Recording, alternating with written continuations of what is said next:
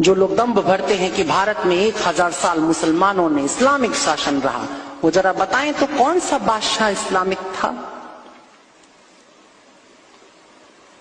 शराब और अफीम लेकर के लेटा हुआ जहांगीर इस्लामिक था? कि बहुत सारी औरतों के साथ अय्याशी करता शाहजहां? कि मीना बाजार में घूमता और लड़कियां चुनता अकबर?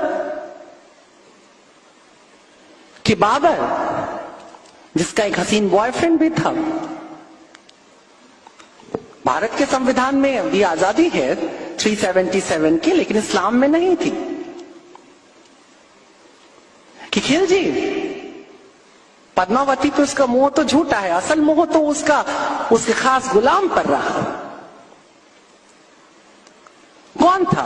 अपने चचा को मारने वाला खिलजी, गले लग करके खंजर भोंक देना इस्लाम में था? नहीं था।